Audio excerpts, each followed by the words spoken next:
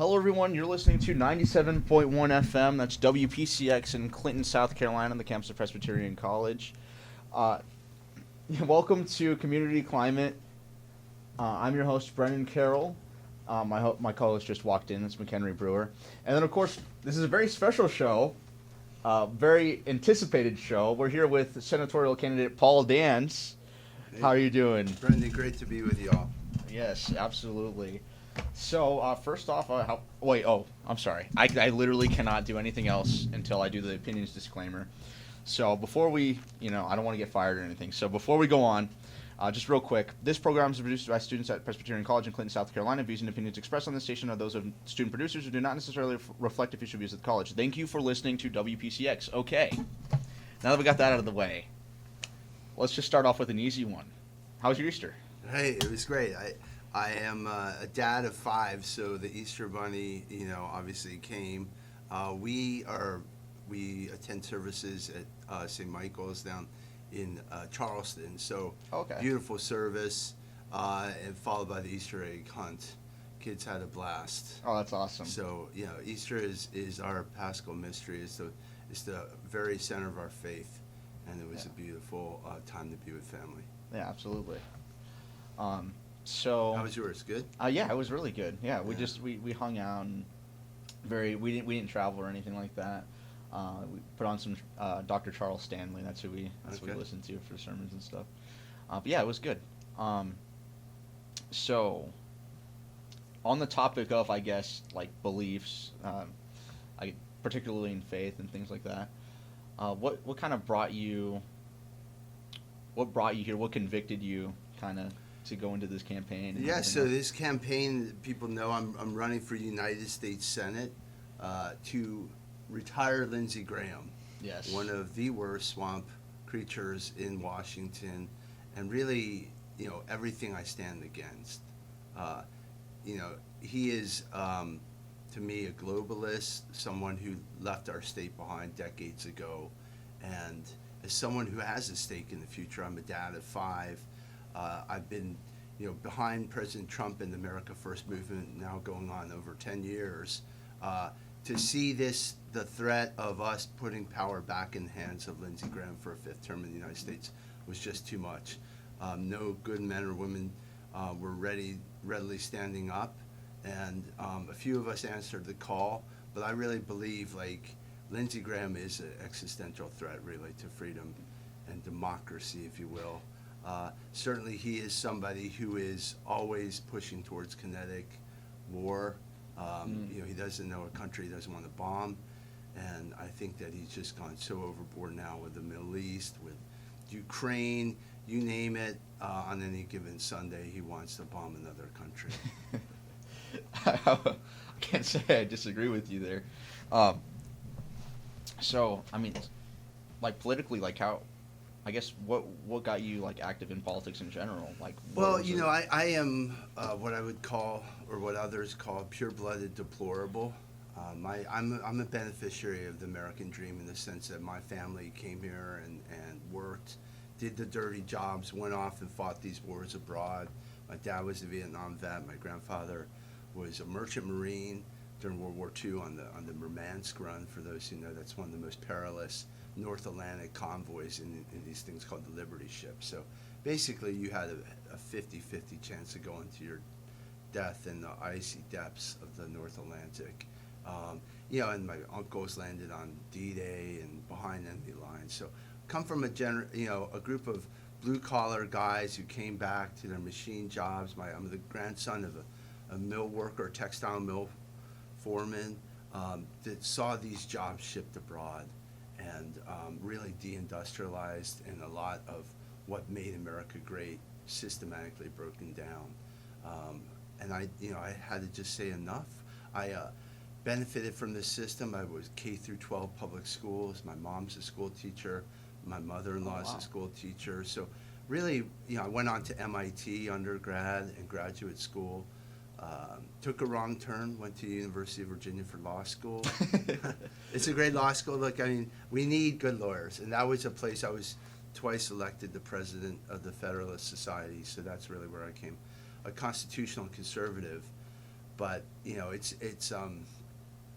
was apparent to me that as higher you reach in these kind of elite ranks, the more they strain out this kind of just pure patriotism or love of country and respect for the common man and woman who, that's my family. I come from a distinguished line of hotel chambermaids and maintenance men.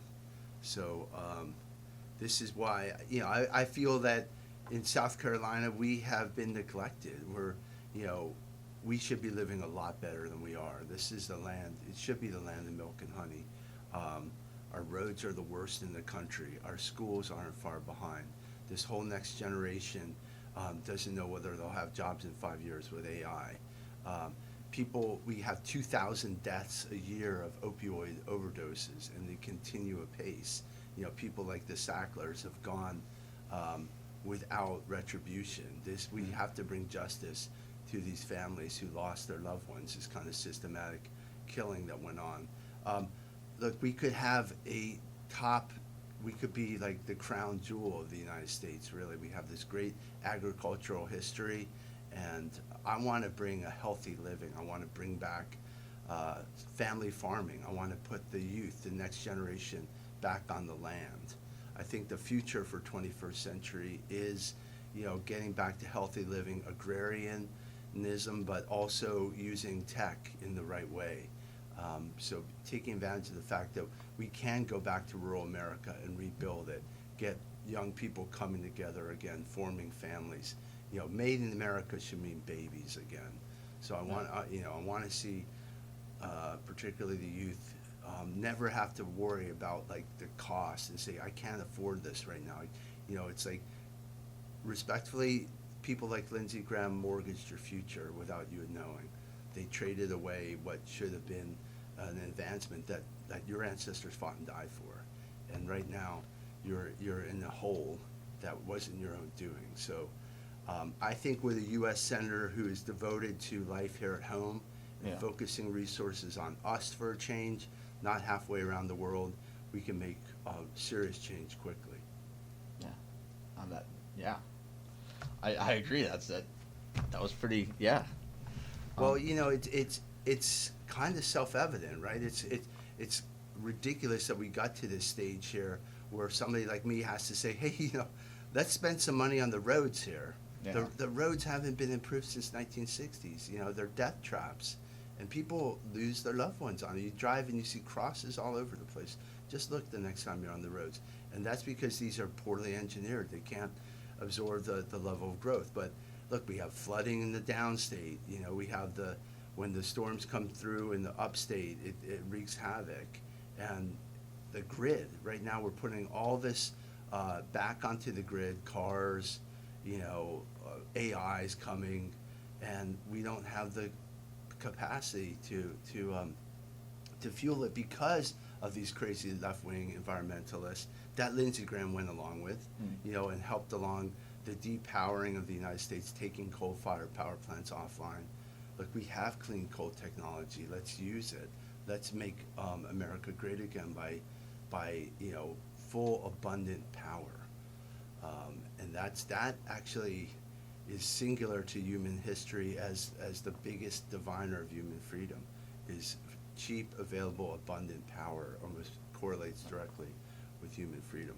And you see what's going on now with Europe and the rest of the world. Yeah. They're trying to take power away from people, and literally and figuratively, it's kind of leaving people in the lurch. Yes. On that topic of energy and I guess like the prices and things like that too, I guess this is a very interesting segue, but what are your thoughts on the Iran war? Never a fan of it. I'm a big believer in Trump, and certainly he has a lot of, should be given, he's a great commander-in-chief. Lindsey Graham, for what, people may not remember, but in 2016, he ran for president. Lindsey Graham did. Really? And yeah. I didn't know that. No, this is where this guy is such an ass that it was in plain relief for everyone. But he was up there saying, Donald Trump is going to be the end of the Republican Party. He's the worst nominee in history. He is unfit to be commander-in-chief. Fast forward 10 years now, where this man's struggling to get his 5th term in the U.S. Senate, he's leached onto Trump and says 180 degrees differently. But the point is that that Lindsey Graham, is a guy who is on both sides of the issue, but the only issue he's always systematically on is warring and bombing and trying to basically be a neocon, which is exactly what Trump ran against. So with the Iran war, what do I think of it? Look, it would never have happened without Lindsey Graham. But nobody elected Lindsey Graham to be president. We voted for Donald J. Trump. And we voted for that same continuation of the promises when he won in 2016. He's the guy who said, look, we got to be real about Iraq. We were sold a bill of goods there.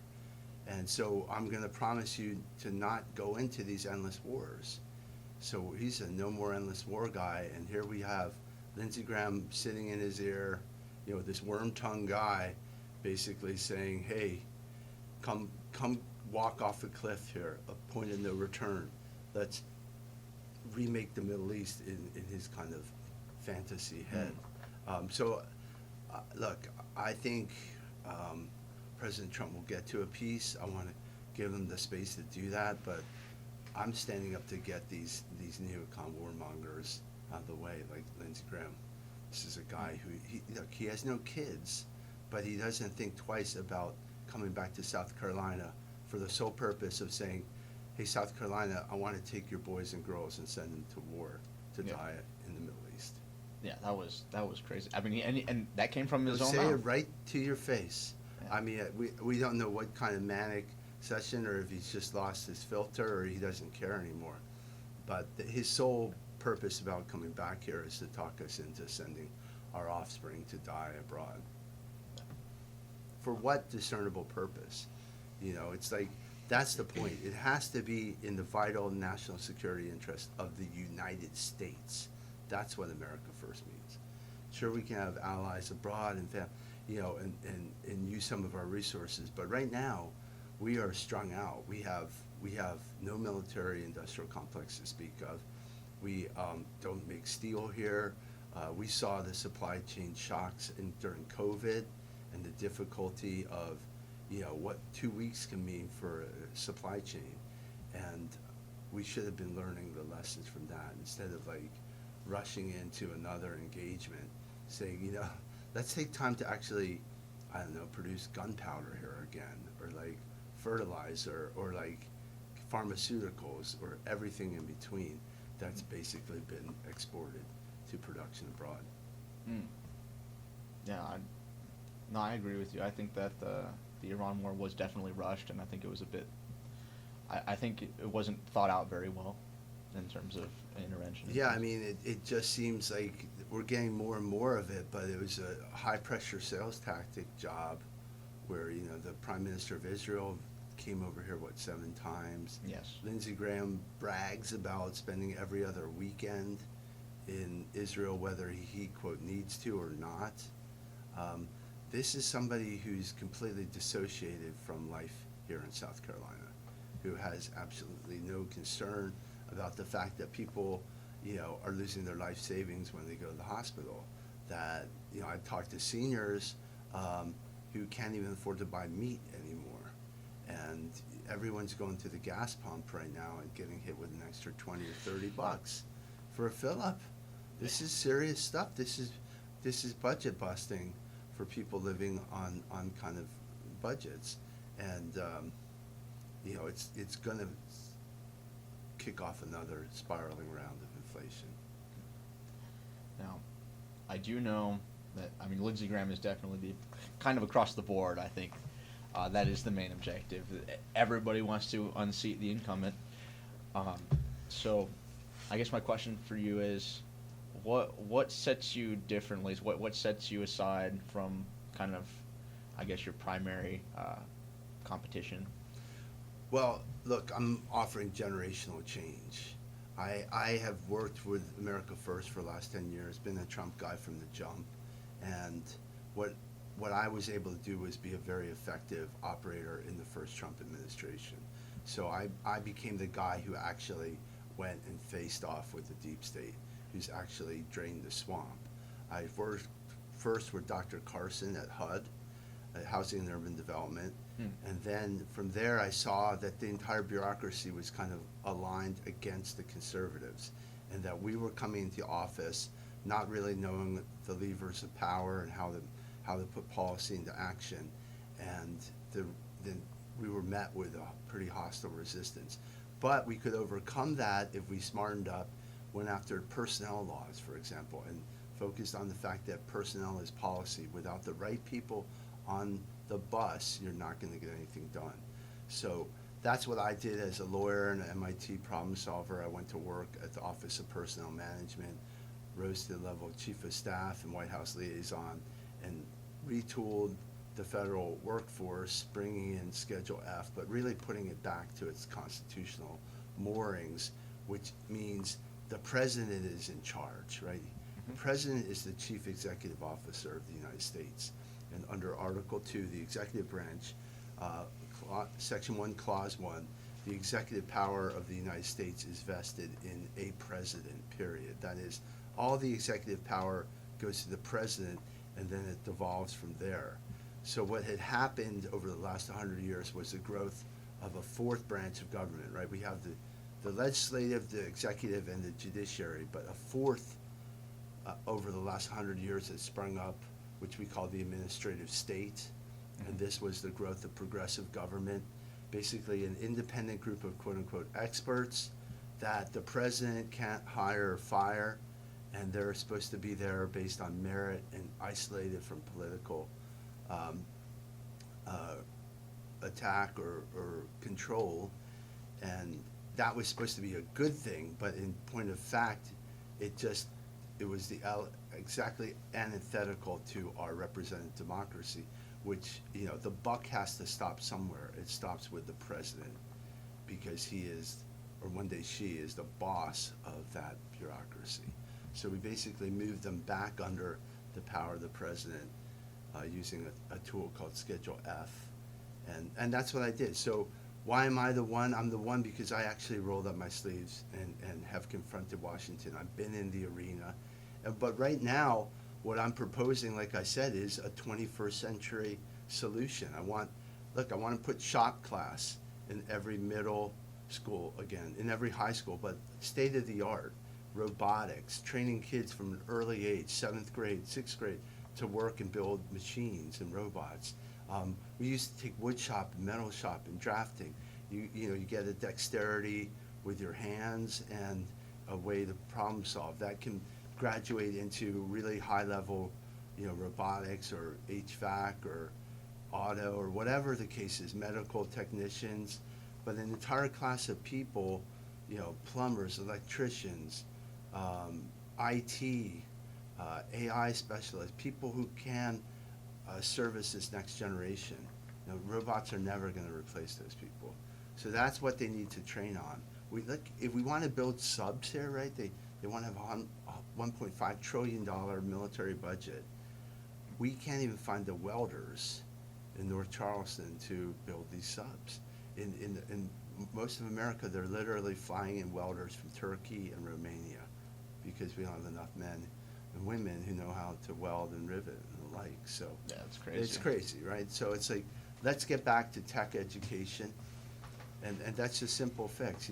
We have these great tech partners here coming into South Carolina, but we have to say, look, you're going to hire our own, and we're going to have you, in a cooperative situation where these employers are going to work with the tech schools. I want this next generation to say, you graduate high school, we're going to give you 2 years of tech ed free with these disciplines. So you can go take this for free and get a job right away. And so put people right into the productive workforce.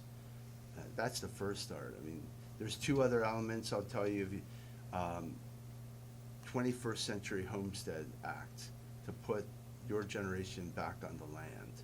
And that means cultivating family farms, 100-acre, 150-acre spreads, but using them to produce healthy food locally on kind of a community agriculture basis, where you'll have a farm stand that will service the community, and these farmers are going to be supplying it. It can get somewhat underwritten by government, but we will be making sure that this next generation takes over farming from many of the 70s and 80-year-old farmers who don't have a group to pass it on to. Right now, the problem is that we have the enemy within. China owns a great portion of our farmland here in the U.S., and South Carolina is no exception. There's reportedly 144,000 acres, according to USDA estimates, of land in South Carolina that's beneficially owned by the Communist Chinese. So what I want to do day one as U.S. Senator is introduce a bill to expropriate and basically take the Chinese off that land. Put that into a trust that's going to be basically a land trust administered to this next generation of agriculturists, and basically get the Chinese out of our food chain. They own Smithfield ham. They Really? own a lot of, they own a lot of agricultural production, and this is really worrisome, you know. An army advances on its stomach, but the population, this is God's temple, our bodies, you know, and we can have a healthier living population and ultimately decrease healthcare costs and increase educational ends and kind of successes by eating healthier, and this will all flow and actually have great reverberating effects throughout life. So starting healthy with the food, declaring farmland and farm equipment critical infrastructure, allowing us to use tools to basically seize that and put it into the productive hands of Americans once again. You can't go to China and buy farmland. Why should they be able to come here and do it? Yeah. So I think that's critical, but it's also going to be a way that you know, we take advantage of what we have in the state. Clemson, many colleges here in the state are leaders in ag, and we need to keep talent here and use that technology, but put the money in the hands of the farmers directly. Let them go out and buy equipment. Right now, you asked me about the Iran war. You know, it's costing double for these farmers to even fill up their combines, you know, $1,000. Basically, the weird thing about farming is all the inputs that they buy are essentially at retail, right? They go and they fill up like you and I do at the gas station, essentially. But when they go to sell their food, they sell it at wholesale. You know, maybe sometimes they have farm stands, but generally they're buying the inputs at retail, which is jacked up right now, and then selling into a flooded market. So it's a strange disequilibrium there. You know, and I really think I want to have us eating meat again, okay? I will never eat the bugs, all right? We'll never eat the bugs, and forget that, but we're going to eat American steak, you know, American steak on every plate. And I want it from South Carolina. You know, in our state, in 1970, they had 100,000 more head of cattle than they do now. Wow. Right? But what's happened since 1970? The population's grown like fourfold. Oh, yeah. So, you know, the reality is that not only are we maybe eating less meat, or it's less available. I mean, look at the price of hamburger or whatever, let alone getting a good steak. But it's coming from Argentina, Brazil, Australia, because of the so-called free trade. It's like enough. No, we'll raise the cattle here at home, you know, the poultry, the swine, everything. And you know, we were blessed here with the land in South Carolina to do it. So I really think we can use these tools to really become a leader in kind of community-based healthy agriculture. Absolutely. So I know you did mention like kind of like a trade school kind of thing, like during kind of middle school and high school. Yeah. Those years. And so are there like, I guess, are there like, did you get inspiration from this from like others, like are there other states that are doing this, or is this like kind of like I got inspiration from my own experience. You know, this is the weird thing is they moved, this all existed. If you talk to the boomers and the Generation X, we did shop class, okay? I loved it. You know, we had wood shop, metal shop, drafting as 7th graders, you know? And so you get a jigsaw out there and you build stuff. You could, you know, you'd be careful you lose your pinky finger or something, but like this was real, you know? It's like And the drafting was tough to do. I mean, it teaches you to be very precise. Mm. And you also took what's called home economics, or home ec. Oh, yeah. And they taught you how to cook, and they taught you how to sew and whatever. And, you know, maybe you never did it, but you wouldn't be completely, you could feed yourself, you know. So, you know, boys and girls did both in where I grew up, and it was moved out under Obama. So they basically moved it completely out of the schools. And so we're saying that that's a critical age where people learn self-confidence and, you know, working. Some people just learn by doing and physically manipulating things, and that's what this does. This is a class where I could see the classmates who were totally lost in math or whatever really lock in. And then it had subsidiary benefits where all of a sudden they realized they had to cut a piece of lumber into 5 pieces evenly, and they had to measure it, right? And then they had to divide by 5, and then, so now you understand what you're dividing, why 10, you know, divided by 5 means you have to do 2-inch pieces. So whatever, it's just like, it's another way of kind of learning, and it adds to kind of the overall educational thing. But, you know, the reality is that way too many people are going to college than need to, and doing majors that with AI are going to be outmoded within 5 years. So take a skill that a robot or whatever can never replace, and learn to fix a robot. But this is, you know, ability to build your own house and be self-sufficient and go out and basically back to the land. You know, this is what your ancestors did, but you can do it in a 21st century healthy way. And we have, you know, you're not going to be out there alone. You got satellite, you got high-speed internet, whatever, but we'll have a healthy but still high-tech life here, and we have the benefits of being, you know, a very desirable tourist destination. People want to visit. It's, I think, one of the number one, if not the number one, in moving states in the country. So, Yes, I have heard that. yeah. So I apologize. I'm just going to apologize in advance. I'm jumping around a little bit. No. But you did mention your church, and I was just wondering what denomination. Right, that's an Anglican church. Okay. So Anka, but I grew up Catholic, raised Catholic. Oh, okay, interesting. And my wife was Episcopalian. She moved out of the Episcopal Church.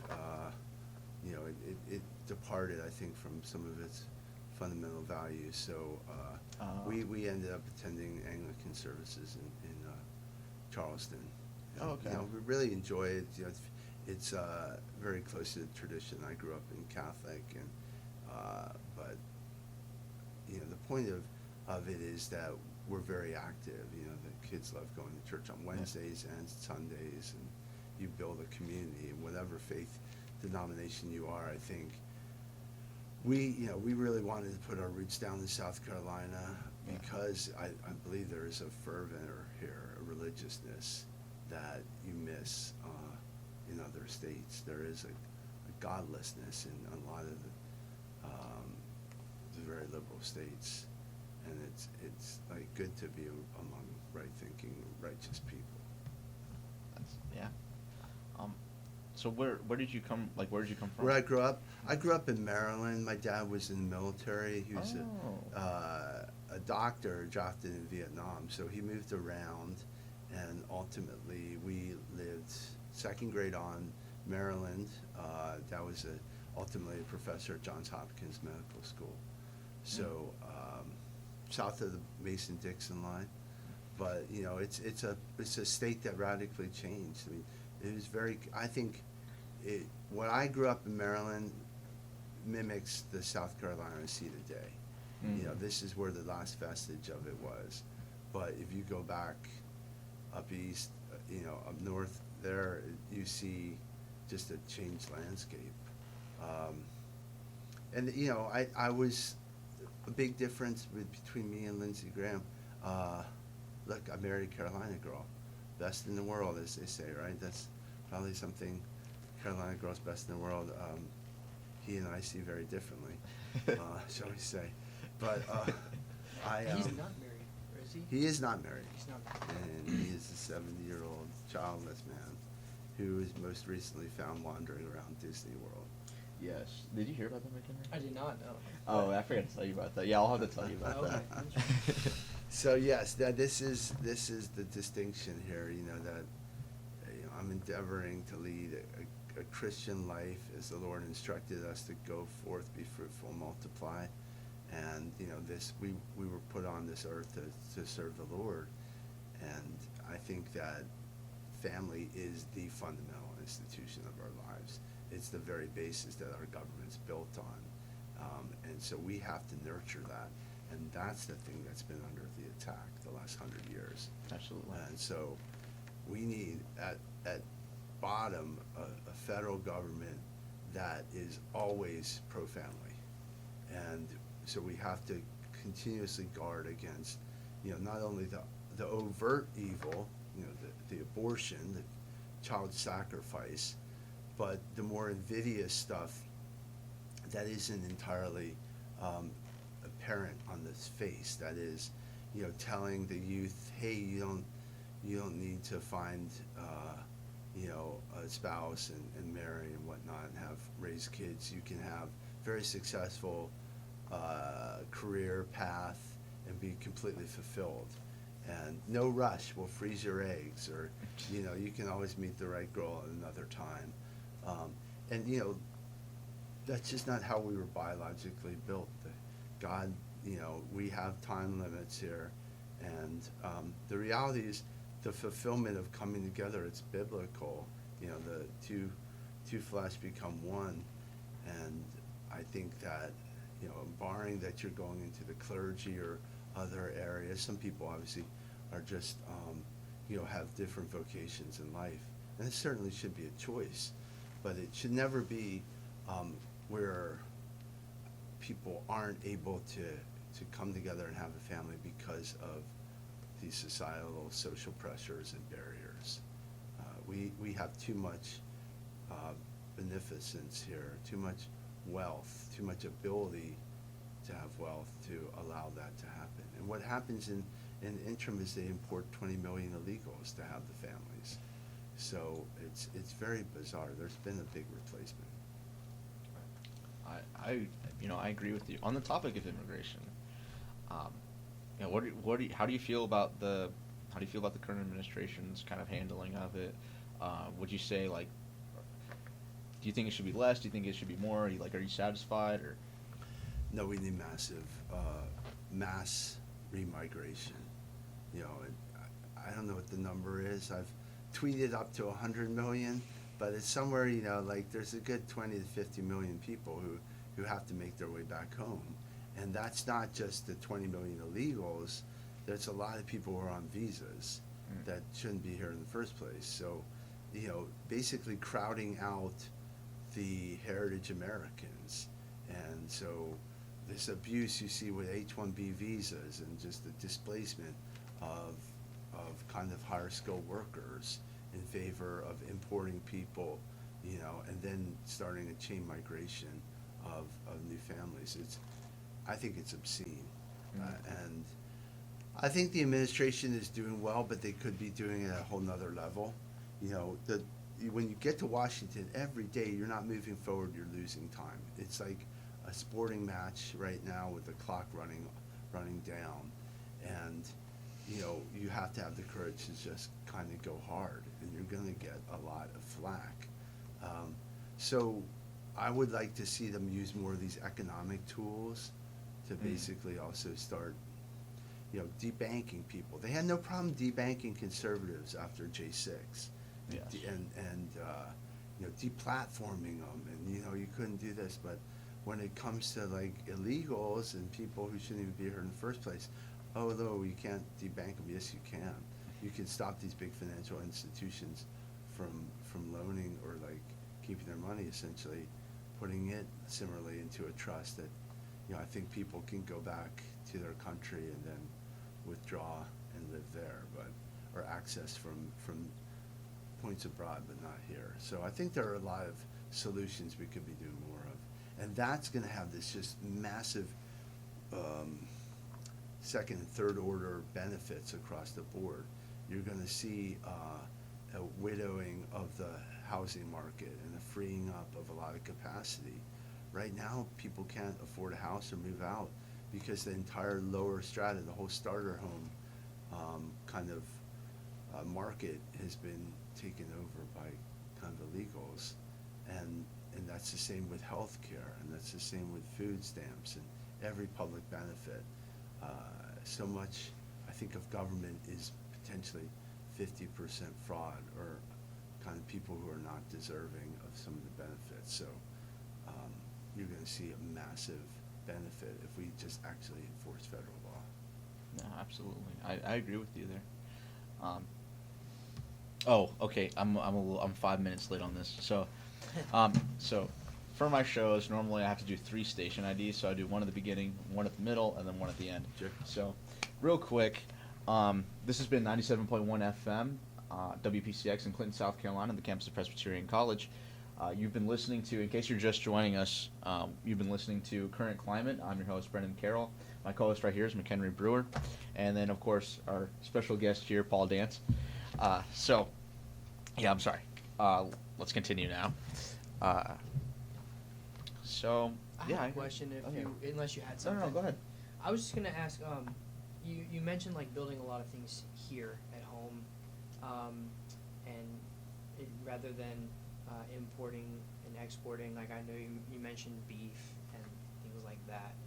I think that's a really important thing because I feel like from what I've read, it seems like we're very reliant on a lot of different places for things.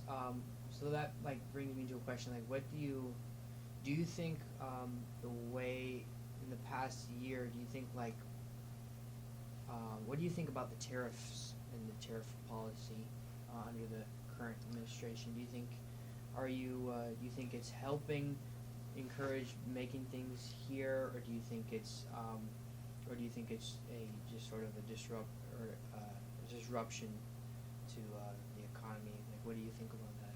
No, I'm generally very supportive of the tariffs. I think that they need to kind of go in conjunction with fostering the rebuilding, kind of protectionism or an investment even by government to get these reshored industries up and running.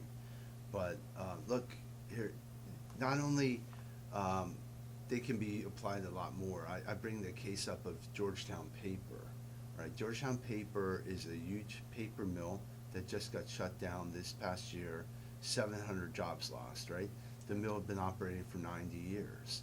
And the mills, look, we have 3 major industries, lumber, cotton, and steel. These were the things that built South Carolina, agriculture, obviously. But with respect to lumber, this is something that goes back to the sailing ships and everything in between. They literally built this country on wood from South Carolina. So right now, we have a continuation of mills shutting down, and what happens is the whole lumberjack and timbering industry, forest products, falls with it. This is a thing. Meanwhile, we import $28 billion in lumber, all right? So we're closing down the mill here, and then we're buying $28 billion of lumber from Canada, from Brazil, from Indonesia. And yes, we still use paper, okay? Not to be too graphic, but people go to the bathroom, right? There's paper, even if it's not being used in the computers and everyone's sending emails. There's other many uses of wood fibers. So, look, we can use government funds instead of sending $300 billion to Ukraine, so their civil servants can retire in comfort, or build roads in Afghanistan, highways to nowhere. We will actually spend money building a clean paper mill and helping that people say, look, you're not closing the paper mill, but let's work with you to get the technology in place that's going to keep this production going. So that's what I want to do. I want to be a U.S. Senator who's focusing on keeping, not only rebuilding our state, but keeping what's actually operating now going and making it better. Right. And that's, so yeah, I believe the tariffs we'll never get back to that kind of pre-income tax economy where you could support everything on tariffs, but with the right kind of calibration and a kind of a complementary adding to standing up the economic development of these new industries, I think we can do it. Like steel, look, let's be real, 250th anniversary this year. We did that. We built this country on steel. And now, we have mini mills. Here in South Carolina, we obviously have one of the best steel productions in Nucor, but we need to do that across the country and get back to where, if you want a $1.5 trillion defense budget and building new ships, you better make the steel here at home.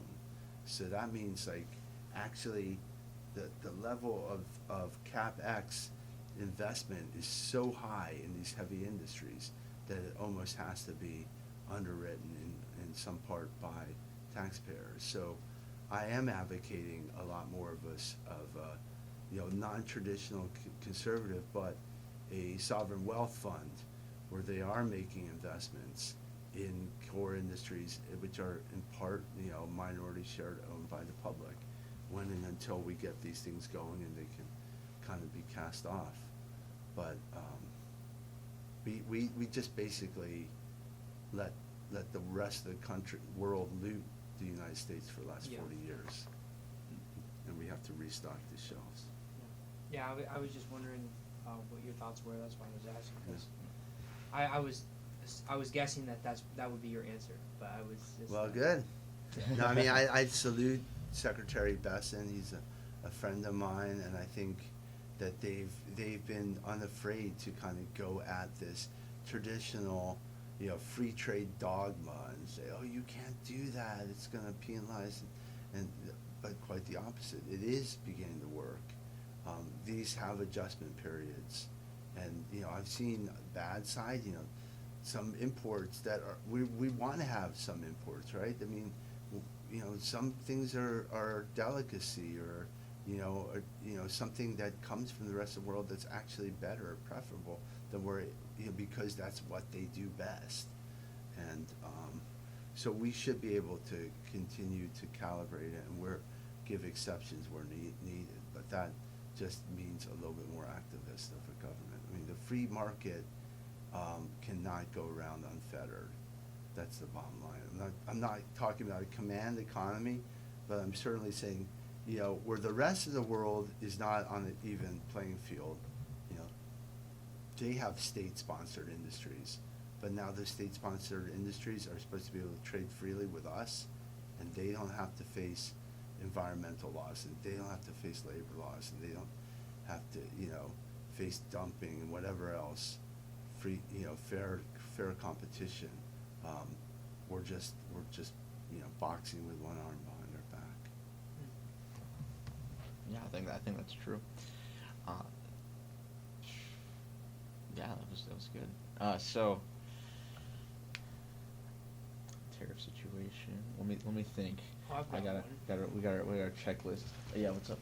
I was just gonna ask, what do you think? So obviously, I mean, after 2028, Donald Trump can't run again. That's a good one. For president. Obviously, term limited and things like that.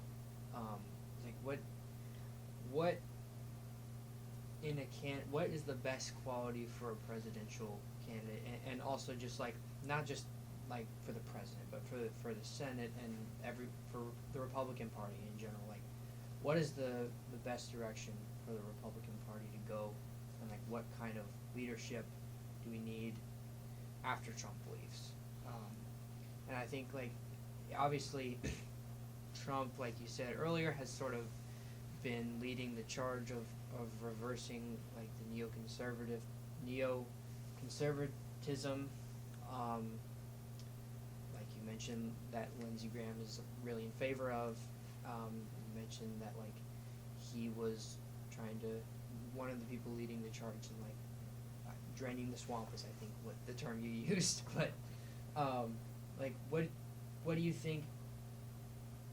What do you think about the Republican Party after Trump after his term is over? Like, what direction do they need to go in? What do they need to do? Yeah, that's really the question before us in this election. This Senate race is the bellwether for the future of not only the America First movement, but really also writ large the Republican Party, and even, I guess, in some measure, the two-party system, because there is big realignment going on. I believe that there's a populist nationalism that is really taking heart, and that, is exemplified by Trump. He's the first one to kind of unapologetically do it. Sure, there was H. Ross Perot and Pat Buchanan and others, strains of it, but Trump was the one who was able to take very complicated, or kind of, in some cases, very obvious things, but distill it in a way that could be, readily understood and appreciated by everyone. I think that the next president has to be unapologetically America First zealot, zealousness, someone who is really striving for excellence and just wants the best for us. Ultimately, that's we need attention on ourselves. So, as opposed to a globalist, Yes. essentially that. It's really the most extraordinary job in the world, that you have to combine this facility of economics with being a statesman, being a leader, and being a comforter in chief, and all these other things, an entertainer, and to basically a thinker. So I don't know where they're coming from, but I trust that there is presidential timber out there. I mean, I'm a fan, obviously, of the vice president and others who might stand up for the job. But I think first and foremost, the person has to reindustrialize the United States. And that's the critical thing. We have to get on the footing that is going to be able to keep us competitive for the next 100, 200 years. Keeping in mind that China is eating our lunch. That is the threat matrix. All this stuff that Lindsay distracts us with in Ukraine and the Middle East, and running around all parts of the world. Meanwhile, China is building the biggest navy in the world, and that I think is what we have to watch out for. Is this, like I said, not only Chinese farmland, but they're in the federal government, and so much of our elites are captured by that kind of influence. So it's not going to be an easy next couple decades, I think, to get this readjustment done. But I do think that the next Republican presidential candidate is going to have to talk to the youth, talk to your generation. It can't just be recycled Reaganisms. It has to be someone who's being much more pragmatic in how to fix things. And there's crossover, like people who are typically, dare I say, Bernie bros. They kind of see the disequilibrium right now, have fundamental disagreements about how to get to this next state, but it's probably everyone. It's hard to say. You want to have a healthier lifestyle. You really don't want to have family farming and local food and agriculture like at your doorstep. You don't want to see people thriving and off of drugs, and some people don't. Let's be real. There is an entire element of people who want to tear this country down, and this is very much by design. The homelessness, that's a manufactured crisis. Absolutely. And that's what's really hard to wrap your brain around, because you come at it, and I do, for one, I look at the best in people. I meet them at face value and say, they're being plain dealers, but there is evil out there. So I think the last caliber is the person has to be brave, and because it's going to be even tougher job 4 years from now, 3 years from now. Yeah. So in the Senate, how much do you think there, out of the Republican senators, do you think there's a lot of? There's a handful of prospects. Is that what you're? No. I'm more asking, like, how divided is the Republican Senate? I mean, how, like, do you think that they are mostly united, or do you think that there is a whole, or there's sort of sanctions within? I think that the way I conceive it is, in the vast main, a uniparty elite, right? The America First quadrant, or kind of complement of people, is very small relative. I think there's a huge body of kind of just political operators, some of whom are blackmailed. They're just simply, conflicted and compromised. Yeah. I think that there are noble people there, and they're just outnumbered. So, look at the filibuster, right? Look at the SAVE Act. 80-90% of America wants that passed. That should be done in an afternoon. And these guys can't even get together enough because they don't want to, right? Getting rid of the filibuster is the threat to their existence. That's how they stay in power, by being able to hide behind the votes of the other party. So, it was never in the Constitution, that provision, 60 to cut off debate. That's just a completely made-up rule, and one that could easily come down. And the reason they don't do it is because they're afraid that they might have to work more than 3 days a week. It'd be like all of a sudden you'd see who is exactly lining up for or against something without all the kabuki theater. Mm. Yeah, absolutely. Do you think like a certain element of this? I mean, I know you touched on it like right just then about kind of they don't want to progress, like they don't actually want to get like a real agenda across.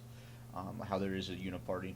Do you think kind of like the disagreements are also sort of exaggerated, that maybe even like ideologically they're not even necessarily that opposed to the ideas that are being proposed, they just want nothing to get done?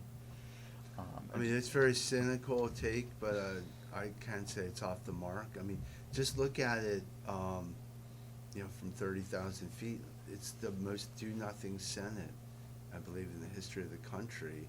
And yeah, the clock is running. That's the oldest Washington play, is to run out the clock, to slow walk everything.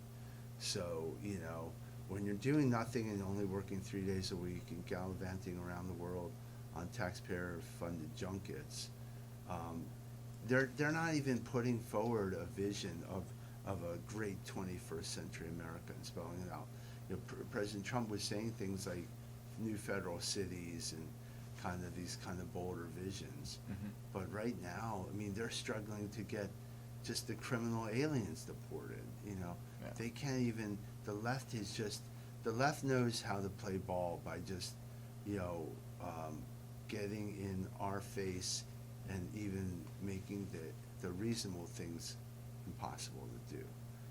Expend all your energy getting something that everyone should agree on to get done, and waste their time doing it. So, I think that's the travesty of this whole thing, is that we have these weak leaders in the U.S. Senate, and who are not just driving and being like taking advantage of the fact that we have both houses of Congress and the presidency.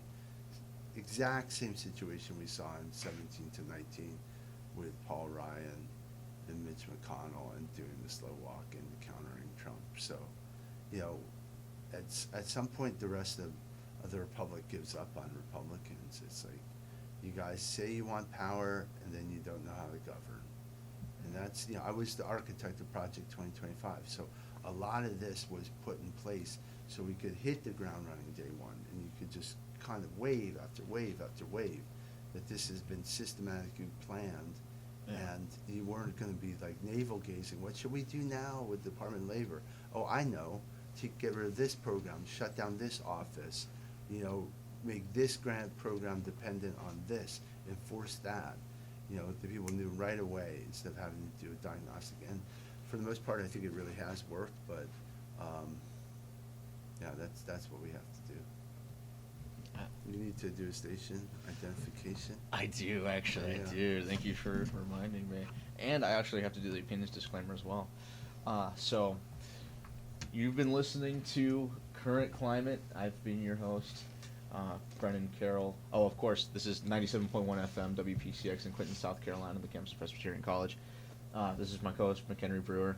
That was a little out of order there, but I hope you guys caught that. And then, of course, this is my special guest, Senatorial candidate Paul Dance. And we also need to do our opinions disclaimer so that I don't get fired and or in trouble. So, real quick, this program is produced by students at Presbyterian College in Clinton, South Carolina. Views and opinions expressed on the station are those of student producers and do not necessarily reflect official views of the college. Thank you for listening to WPCX. We got about 5 minutes left, so if you have any closing remarks or anything. Yeah, like look, that. this is our Senate seat. We have to take it back for the folks listening in South Carolina. It's eminently doable. Lindsey Graham is way below 50%. There will be a runoff, and I really appreciate everyone's vote. This is, look, you can go to pauldans.com, learn more about our campaign, our issues. Follow us on X, Dans for Senate, or Facebook, Paul Dans for U.S. Senate. Invite people to join our page. But this is your force multipliers. This is your Senate seat to take back. I'm just standing up here to do it. Contribute if you can. That really helps us get our message out. Chip in $20, $50, $100, whatever you can do. pauldans.com. But the election's June 9th. Make sure you register to vote, first of all. 30 days beforehand is the cutoff, so May 8th, I believe. But it's going to happen, folks. It's time to end these career politicians. Lindsey Graham is the very archetype of what's wrong in modern day politics, and we have to show him into retirement. Yeah. So I think Awesome. I'm standing up for your generation. I got 5 kids coming up right behind you, and we have to get this country back on track. Absolutely. Well, thank you for coming out to talk to us and everything. It's been really good conversation. If you guys want to talk to him, or if you guys want to hear him speak, he will be at the Alpha Sigma Phi Fraternity House at 7 p.m. It's such an odd location, but it's really cool. Toga. Sounds like a toga. Yeah, we're gonna go to pauldans.com. You'll get Yes. our email blast where we're gonna be moving all over South Carolina in the next 62 days. Events all over the place, so we'll be coming to your town probably more than once, twice. But again, give us a follow on X Dance for Senate, and yeah, let's do this. Yeah, absolutely. Well, goodbye, everybody. I will see you next Tuesday, where we'll continue our normal programming. And then on that Tuesday, we'll also announce our next speaker. So be sure to tune into that. But see you guys. Have a great weekend, and be sure to come over to the Alpha Sig House. Say hi to Paul Dans. Say hi to me. Of course, I don't think I'm the main attraction in that kind of scenario, but yeah, come out, support. It'll be fun. So, yeah, thank you for. Thank you, Brendan and McHenry. Really great to see you both. Yeah, absolutely. And, looking forward to seeing coming on in the future. Yeah.